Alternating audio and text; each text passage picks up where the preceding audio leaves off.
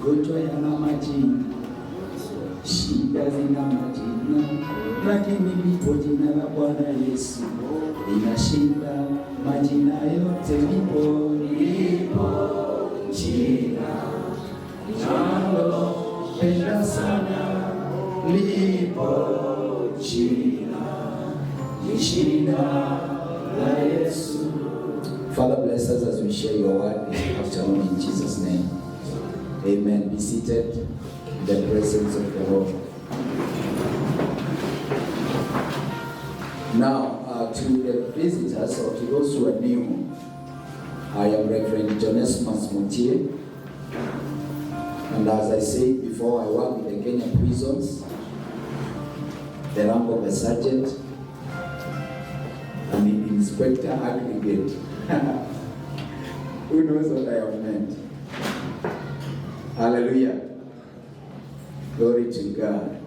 Hayo ni majina tu ya duniani, sio ya muhimu. I'm not here that you may know me. I'm here that you may know Christ. Amen. I am here that you may be built up in the word of God. Amen. Lakini niliwaambia kwa kazi yangu ni ya kufunga watu. Wale watu ambao wamekataa injili, wamekataa kutii sheria. Kazi yangu ni ya kuwafungia na kuwafungia vizuri na kuhakikisha wako wote. Yeyote asije akatoroka. Praise the name of the Lord. Shetani hajui kabila, hajui sura, hajui rangi. Anafanya kazi kwa yeyote atakayejipeana. Bwana Yesu asifiwe. But I've served the government in the prisons department for 25 years now. And for the 25 years, one thing I can tell you for free, the only remedy for sin is Jesus. It's not prison, it's not a bullet, because pepo hautapiga risasi. I have seen thieves still in prison. Yaani mwizi amefungwa kwa sababu ya kuiba na anaenda anaiba wapi? Gerezani. That means what?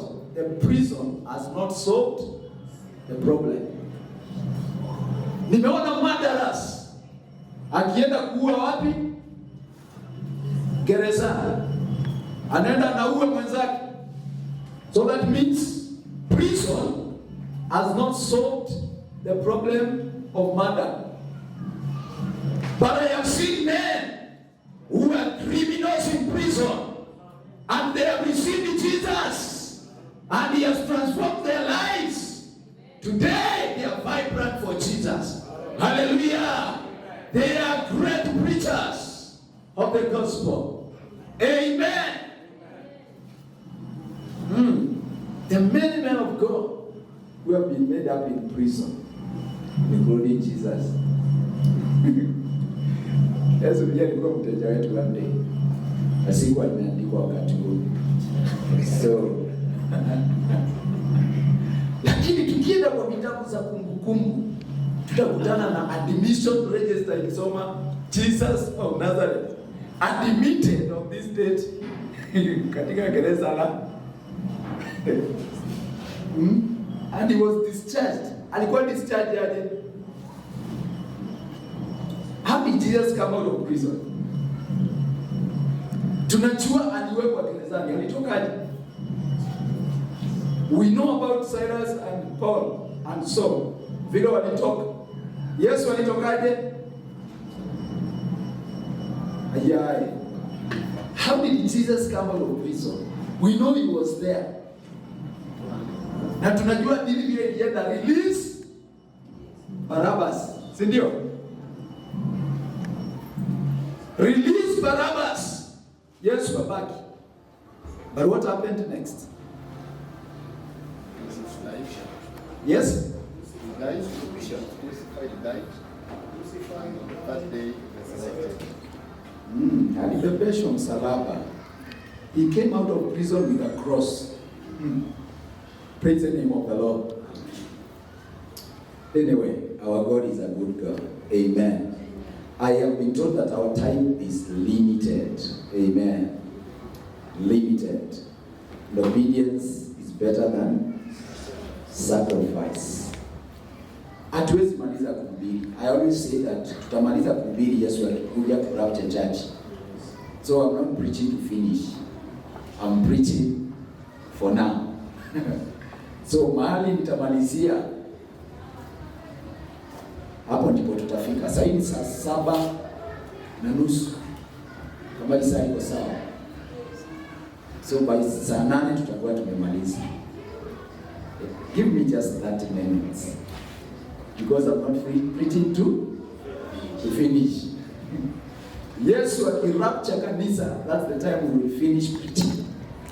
Maana kutakuwa na haja ya injili tena. Maandiko yanasema watatamani kuhubiriwa, lakini hawatapata kuhubiri tena. Watatamani kuambiwa neno la wokovu la msalaba, but it shall not be there anymore. Now, leo, I want us to go to the Word of God in the book of Jeremiah. Jeremiah chapter 38.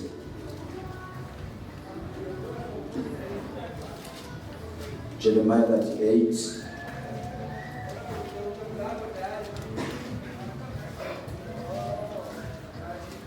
Wacha tusome kuanzia mstari wa ngapi? Mstari wa 5. Then Zedekiah the king said, Behold, he is in your hand. For the king is not he that can do anything against you. Then took they Jeremiah and cast him into the dungeon of Malchiah, the son of Amalek, that was in the court of the prison. And they let down Jeremiah with cords. And in the dungeon there was no water, but mire. So Jeremiah sank in the mire. Verse 7. Now, when Abed-melech the Ethiopian, one of the eunuchs which was in the king's house, heard that they had put Jeremiah in the dungeon, the king then sitting in the gate of Benjamin, Abed-melech went forth out of the king's house and spake to the king. I thank God when people are thinking evil against you, there is always a remnant. There is always one that God will raise to be on your side. They had risen against Jeremiah. And it was just because Jeremiah was speaking the will of God. He had told the Israelites that you be taken captives. Mtashikwa mateka. Huo sio ujumbe mzuri. If somebody comes here and awambia, you will be all arrested. Mtakemea mapepo sana, si ndio? Shinda pepo nyeusi. We are not going anywhere. It was not a good message. But that is what Jeremiah had received from the Lord. We are longing for those times that men of God shall speak what the Lord has told them, not what people want to hear.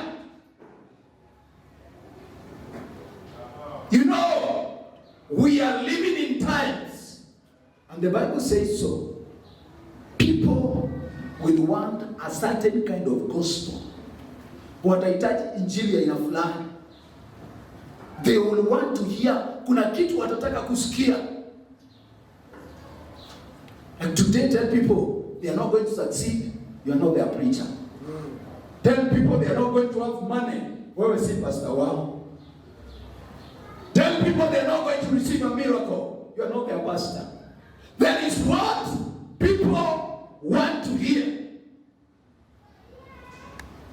But you see, we have not been called to tell people what they want to hear, but to tell them what God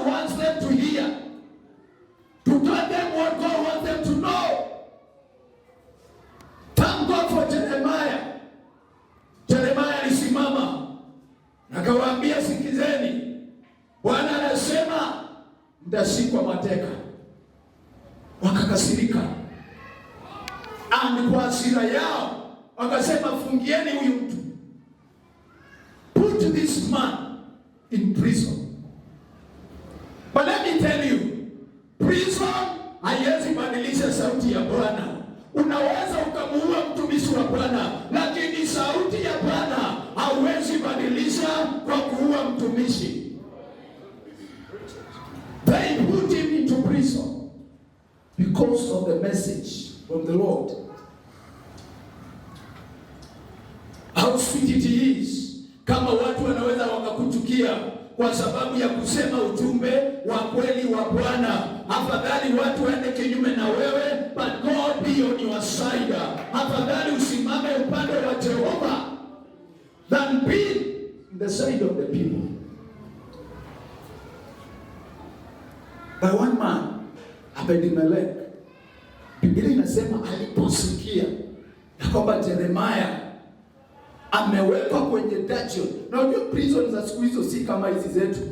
Ile ilikuwa ni shimo inachimbwa chini, underground, alafu unatumbukizwa huko.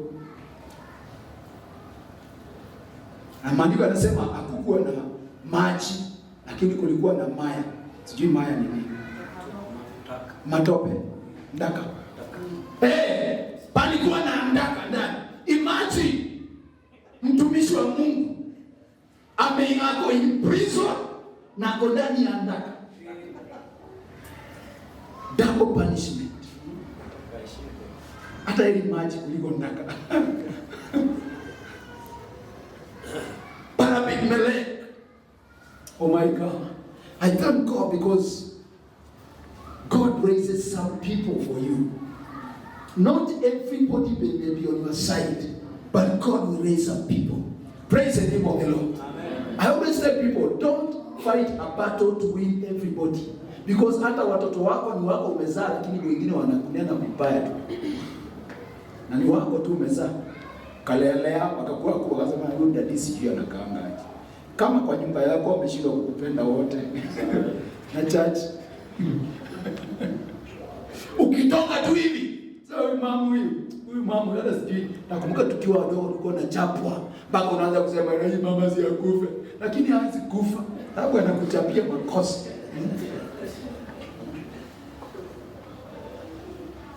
Abimelech akasikia ya kwamba mtumishi wa Mungu amewekwa kwenye gereza, akaenda kwa mfalme to inquire. But you see, wafalme wengine kama Herode na huyu ni wafalme hawana msimamo. Unajua Herode hakutaka lawama. Ni Herode ama ni Pilato? Hakutaka lawama. Wanajua vizuri, hata anakonfess anasema huyu jamaa hana hatia, lakini ni juu yenu muamue. Kama ana makosa, si you discharge that person. But because ya kukosa msimamo, anasema it is upon you to deal with him. Hakanawa mikono. And let the same case to this man.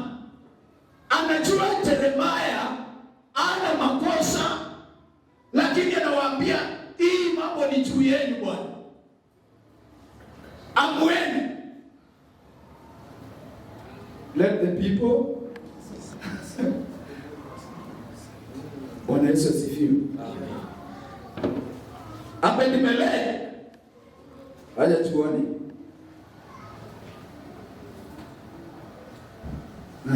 Tuko mstari wa 9. My Lord the king. Huyo ni Abimelech sasa. My Lord the king, these men have done evil in all that they have done to Jeremiah the prophet. Huyo ni mwanaume ako na ujasiri wa kwenda kwa mfalme na amwambie haya ni makosa. They have done wrong to the prophet whom they have cast in the dungeon, and he is like to die or hunger in the place where he is. For there is no more bread in the city. Then the king commanded Abed-Melech, the Ethiopian, saying, take from hence 30 men with thee, and take up Jeremiah the prophet out of the dungeon before he died. Mfalme ametoa sauti sasa, bali amepata mtu wa tofauti ili akampe instructions. Bwana Yesu asifiwe. Verse 10. Then the king, okay, we have tumesoma 10. 11. So Abed-Melech took the men with him and went into the house of the king under the treasury, and he took thence old cast clothes and old rotten rags, and laid them down by cords into the dungeon to Jeremiah. Verse 12. And Abed-Melech the Ethiopian said unto Jeremiah, put now these old cast clothes and rotten rags under thy armholes under the cords. And Jeremiah did so. So they drew up Jeremiah with cords, and he took him up out of the dungeon, and Jeremiah remained in the court of the prison. God bless your word in Jesus' name. Sema amen. Ujumbe wangu mchana wa leo ni kwamba if only you can be available. If only you can be available. A good person who is absent is of no help. Mtu mzuri ambaye hayupo hawezi akakusaidia. Kuna mzee anasema ile iko karibu kinaangukiwa na nini? Na mti. Alafu kuna wajamaa wengine sijui walikuwa wanatumia roho gani, wakasema a living dog is better than a dead lion. If only you can be available. God is looking for available vessels. Jeremiah amewekwa kwenye gereza. Mfalme ametoa amri Jeremiah atolewe, lakini sikiza mpendwa, palikosa ngazi, pakakosa kama mpya, lakini pakapatikana matambara. Matambara yakaunganishwa. Kasema yaunganisheni manguo makuu na matambara, yakaunganishwa, yakatengeneza kamba. Hayo matambara na hizo manguo kuu ndio zilimkomboa Jeremiah, ndio zilimtoa Jeremiah gerezani, ndio zilileta ushindi. Hallelujah. If only you can be available. Bwana Yesu asifiwe. Katika Wakorintho wa kwanza 1:27 maandiko yanasema, Bwana alichagua vitu visivyo na hekima kuaibisha vile vyenye hekima. Anachagua vile vitu vilivyodharauliwa kuaibisha vile vinavyoheshimika. Wacha niwaambie wapendwa, Mungu hawezi akachanganyikiwa. God is looking for available vessels to use.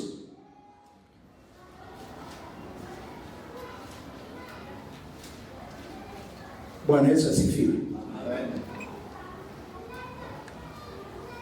Any vessel in the hands of God just needs the anointing.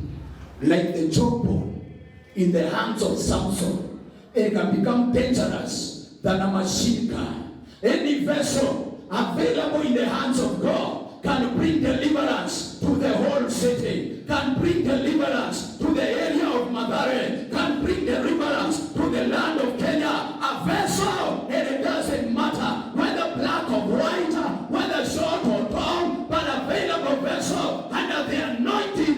God is ready to use it to bring deliverance.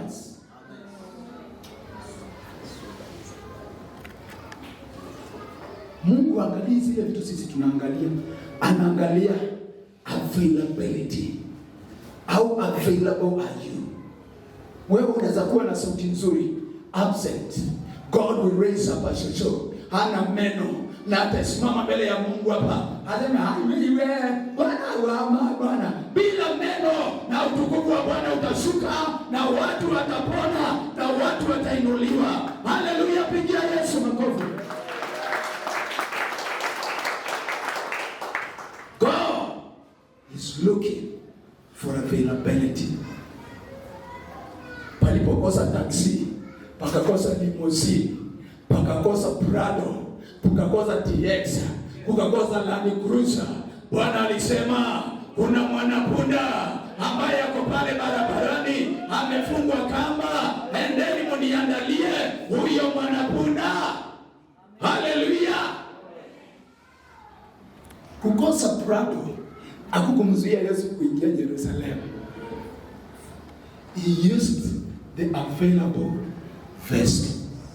Bwana Yesu asifiwe.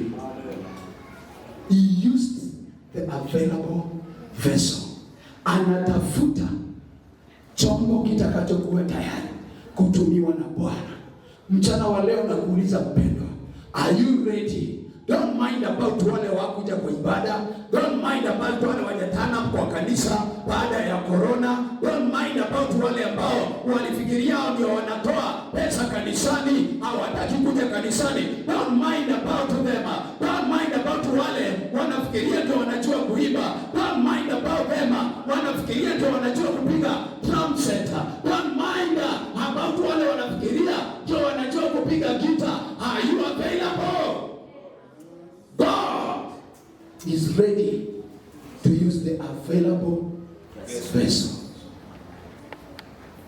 Wacha kusema sijui, I am not a good speaker, I am not an eloquent speaker, I don't know how to flow in English. Wachana na English. English without anointing is nonsense. Ingine inaleta utofauti katika ufalme wa Bwana ni mafuta ya Roho wa Bwana. It is the anointing of God, not a good grammar. Nani anawaambia Mungu ana mark grammar? And past tense, present tense, sijui continuous, whatever. No, God is not in that business. He's looking for the available vessel. Aliangalia kaona Musa ndiye anapatikana, anaenda anamwambia Farao, Mungu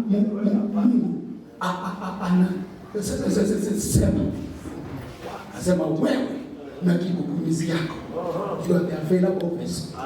Praise Him.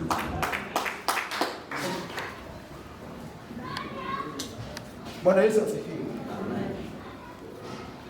God is looking for an available vessel, chombo kilicho tayari kutumika. Hizo zingine ma excuse zako si za Mungu, ni zako. Wanasema Mungu, mimi natoka kwa familia maskini, hiyo ni yako. Mungu, mimi ni msichana, hiyo ni yako. Mungu, mimi bado sijaoa, hiyo ni yako. Mungu sijui, mimi naishi nyumba ya self confused, hiyo ni yako. God is looking for your availability. Kama utamwambia baba niko hapa, Isaya 6:8 anasema ako wapi mtu ni mtume, mwambie baba niko hapa, sijui nitaendaje, sijui nitaifanyaje, but I'm present. I am present. I am present. God is looking for an available vessels. Kwa nini watu wanafanya harusi na wewe unabaki? You are never available. Mungu anatafuta wale unasema hawana sura, wanaolewa. Au unabaki hapo na sura yako. Because you are never available. Amen. Mwingine utamwangalia useme hata ana figure ni figure 8. And out sio 8 ni figure. Ni figure 0. Ati figure yake ni 0. Yeye na 0 available before God. Atafanya harusi, utampigia makofi, akifanyiwa harusi, akishangiliwa, wewe na sura yako nzuri. Absent. Praise the name of the Lord. God is looking for availability. Availability. Wewe hujaona watu wanasema na huyu dada ni mrembo, mbona olewi? Na mwingine unasema kai, na huyu mzee aliona nini? Because wewe ukiangalia huoni kitu ya kuonekana, lakini alikuwa available.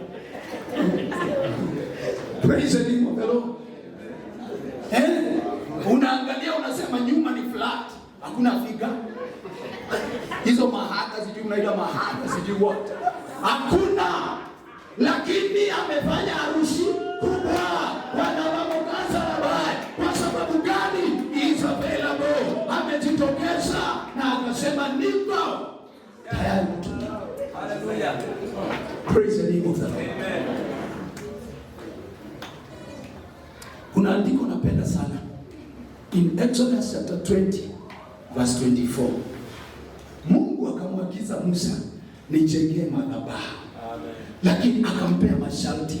Akamwambia ujaponijengea madhabahu usitumie mawe ya kuchonga.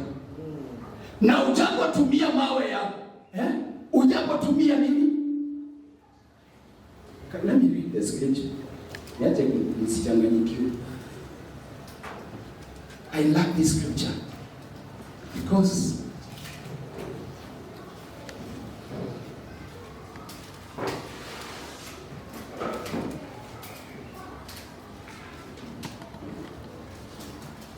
wewe hujasikia watu wakisema huyo mtu ako na watu wengi lakini hana neno. Amejaza kanisa cathedral. Ukisikiza ile maneno anaongea kwa madhabahu unashindwa ana ujumbe gani huyo anaongea wapi? Anaendesha gari kubwa lakini message ukisikiza hata ma revelation zingine kama zile niko nazo lakini ile mzigo anatembea nayo. Why? Availability. Alisema tu Mungu niko tayari. Ready. Akajipeana. Exodus 20:24. An altar of earth thou shalt make unto me, I shall sacrifice thereon thy burnt offerings and thy peace offerings, thy sheep and thy oxen. In all places where I record my name, I'll come unto thee and I will bless you. Verse 25. And if thou wilt make me an altar of stone, thou shalt not build it on hewn stone. Thou shalt not build it on hewn stone, for if you lit thy tool upon it, thou hast polluted it. Verse 26. Neither shall you go, be not discovered thereon. Hayo maandiko yana ufunuo mkubwa sana about serving God. Bwana Yesu asifiwe. Anasema nijengee madhabahu ya udongo. What does udongo mean? Natural. Mungu hataki mambo mengi. Anasema come to me the way you are. Akwambia watu endeni bafu, muoke kwanza kukuja. Akwambia watu enda ukajipondoe ndio ukuje. Anasema nijengee madhabahu ya udongo. That one means come natural. I want a natural thing. Because hakuna kazi ya mwanadamu. You know, anytime you apply the works of man, you bring law into grace. Bwana Yesu asifiwe. You bring the law in the grace. And the grace and the law can never go together. Na ndipo anamwambia nijengee madhabahu ya udongo ambayo haina kazi ya mwanadamu. Your works can never add anything into salvation. Njoo vile ulivyo. Na uchapo nijengea madhabahu ya mawe, usitumie chombo. Chombo unachokutumia inamaanisha ile kujaribu kujirembesha. You think that your beauty will attract God. God is not attracted by our natural beauty. And by our beauty, yani akujirembesha. Hii suti yako itishi Mungu. Kiatu hairutishi Mungu. Praise the name of the Lord. Bali Mungu anasema usiweke chombo. Don't think that you can beautify your worship before me. Come the way you are. And then it comes to the worshipers. When you come to worship God, wacha mambo mengi. Mwaka roho yako mbele za Mungu. Wengine hata wana slave kwa madhabahu. Hallelujah. Unakuja ukusileia Mungu. You are slave in the pulpit. Hallelujah. Ara unaswing. Na kwa worship. These are the things Mungu anasema don't. Usiweke kazi ya mwanadamu pale. Alafu anasema nini? Na ujapokuja kwenye madhabahu usije kwa hatua. Hatua is a symbol of elevating yourself. Self-exaltation. Kujiinua. Usijiinue mbele ya madhabahu yako. You know steps. Lila haja kusema I also can do it. Hallelujah. I also can make it. Mungu hataki hiyo. Kuinuliwa ni Mungu inua. Promotions comes neither from the east nor from the west, but from the Lord. Kama unataka kuinuliwa kwa madhabahu, wachana na vita ndogo ndogo ya kupiga viongozi, wacha vita za kupiga pasta, nyenyekea mbele za Bwana. Promotion comes from the Lord. Anasema mjapokuja kwenye madhabahu yangu, usije kwa hatua. Wait for me. Hallelujah. Mungu alipomwanointi Daudi, alijua ya kwamba haya mafuta yana wakati wake. Alimwanointi, lakini alirudi msituni, akaenda kuchunga kondoo za baba yake. Akiwa na anointing, akaenda kupigia Sauli ambaye alikuwa na pepo, kumpigia kinanda. Na sasa hiyo mafuta ya mfalme wa Israeli yako juu ya kichwa chake. Hakupata kiburi. Daudi alijua vizuri sana amemwagiwa mafuta ya ufalme, lakini alienda msituni kuchunga kondoo. Alienda kumpigia Sauli aliyekuwa na pepo kinanda. Humility. Alijua mwenye kumwaga mafuta anajua yatatumika wapi. Alijua wakati wa mafuta utakuja kufika. Wacha nikwambie mpendo, Bwana amekuwa anointed ndio, hatukatai hiyo, lakini wait patiently upon the Lord. Anajua wakati wa mafuta yako. Atamuinua Goliathi ambaye hakuna mtu mwingine, ni mafuta yako tu yatamwangusha. Hallelujah.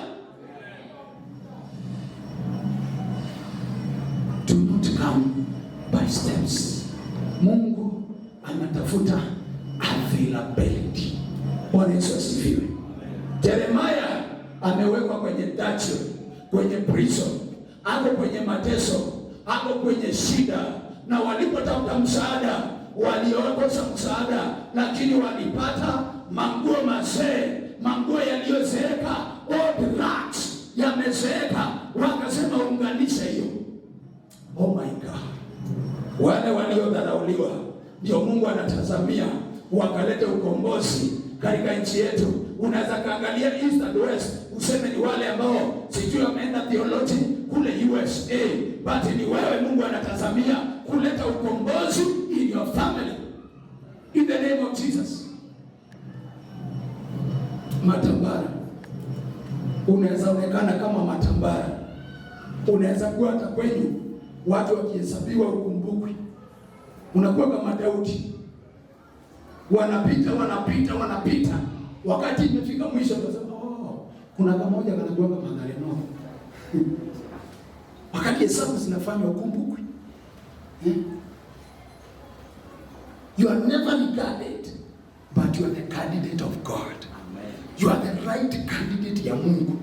Mungu anatafuta vitu vilivyodharauliwa kuaibisha vilivyoheshimika. Mtu wa Mungu anatafuta vitu ambavyo vinakaa duni kuaibisha zinazojiinua. To shame the proud. You are the right candidate. Hallelujah.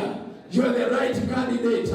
Unaweza kaa kama matambara, kama yale yaliyotumika kumkomboa Jeremiah juu ya sadaka. Ukikaa tu kama Tamara, wewe ndio unangojewa kuleta ukombozi katika jamii yenu. Dada zako wanakungojea, ndugu zako wanakungojea. You are despised to bring deliverance. Labda umejidharau ukaona kana kwamba ufai, but God is looking for an available vessel. No matter the shape, availability. No matter the shape, availability. Usiseme siendi church sababu nakuanga na nguo moja. God is not concerned of that. Availability. Usiseme siwezi ita ushirika kwangu, sina viti. Walete huko, wasimame. Hallelujah. Just be available before God. God is looking for that availability. Apate kujidhihirisha, apate kujitukuza katika maisha yako. Bwana Yesu asifiwe. Wachana na mafia and lovely. You need the anointing. It is more fair and lovely. Praise the name of the Lord. The anointing is more fair and lovely. Mafuta yangu ya uso iliisha, siendi church. There is an anointing. It is better than mafuta ya uso. Musa alikwenda katika uwepo wa Bwana. Alikuja uso wake uking'aa. Hallelujah. Alafu wengine tunachanganya malaika wa Mungu. Umebadilisha sura. Malaika, unajua Mungu ako na original document yako. Mungu ako na original document. Unajua juzi wakati nilikuwa niliuza gari na ikaniletea shida. Because niliamini mtu sana, nikamuuzia. Akumbe engine number kwa block na logbook zinatofautiana na digit moja. Alafu rangi original color ilikuwa ni white, mimi nimeweka dark blue. Jamaa akakuja vizuri, niambia sasa mimi nataka hii gari, tukaelewana bei nini. Akarudia akaniambia sasa kwa balance, una balance ibaki. Kaambia sasa ilibaki pesa nyingi sana, karibu nusu ya gari. Kaniambia sasa niko na mtu NTSA, awacha nipelekee hii logbook anisaidie kubadilisha hii digit, ndio isome vizuri, isiniletee shida, maana pia mimi nataka kuuza. What to do to transfer letters na my PIN numbers na nini ubaki nazo, such that I can do nothing to the vehicle. Jamaa akaniconvince. My brother alienda kamea pembe. Kwambia wewe bwana iko naenda namna gani? Vile tuliambikiana mambo imepitana. Akapata anakajibu. Dakika mwisho nikamtumia lawyer. Tuma lawyer nikamwambia ambia mtu mdai pesa zangu, kama sivyo twende koti. Akaambia lawyer tukutane kotini. Amejishikilia nini? Amejishikilia document. Na nikajua vizuri, maana najua sheria. Ni vile tu niliamini ujamaa tu. Najua kuna watu wanakaa kuaminika, usiamini watu kwa kuwaona. Hivi physically. Usiamini mtu kwa kumuona. Wachana naye hata kama anameremeta aje. Wacha akae. Mungu ndiye anamjua. Na ndio sababu I don't know kama bishop anakuwa na hiyo neema. Mimi kanisani mtu akija anataka kuokoka, wewe okoka. Mambo ya kwanza kuniambia, bishop sijui nimelala njaa siku 10, sijui siku 20. Enda ukutane na Mungu. Enda kutana na huyo Mungu. Huyo Mungu tumekuombea hapa. Kutana na yeye mbele. Bwana Yesu asifiwe. Maana watu wanakuja na ujanja, ndio anakuja anakaa mzuri wa kupendeza. Hata kama pastor unaona huyu anaweza kuwa msaada kanisani. Unamwaga pesa yako kwake, unampeleka hoteli, unampea pizza. Analagua pizza yako bure. Anakula pizza.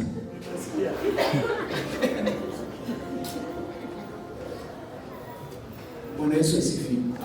Don't judge people by just seeing them. Watu ni tofauti sana. Yule nilimwamini But at the end of the day, niliangalia nikaona this case, I will lose it. Nita lose. Why? Koti ni rahisi. Nakuuliza gari yako ni rangi gani? White. Na hii ni rangi gani? Dark blue. Hiyo ni yako kweli? Haitwende kwa engine number. Naambia hii engine number ni gani? Na yako ni gani? Kama jamaa ameni outsmart. Sema tu hivi. Kasema Jehova, unajua sikuiba ing'ari, lakini nimeiachilia. Sababu hiyo umewezwa life. Na hivyo ndivyo tunakaa mbele za Mungu. Tumechange documents. Yes. Mungu alikujua uko black, akona document ya mtu mweusi, anakutana na mtu mweupe. So anapotuma malaika kutoka mbinguni, anamwambia enda ukutane na dada mweusi pale kanisani ya Jesus Glory. Anakuja anakuta mtu analala kama nyanya, anarudisha report. Anamwambia Mungu, nimetafuta mtu mweusi nimekosa. Ulitamba na documents. Ulitamba. Si maandiko anasema Mungu ametuandika kwenye viganja vyake.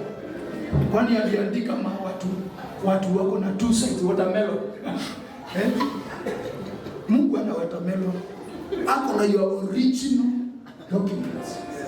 And that is why we need to present ourselves before God originally. Simama kwa miguu yako.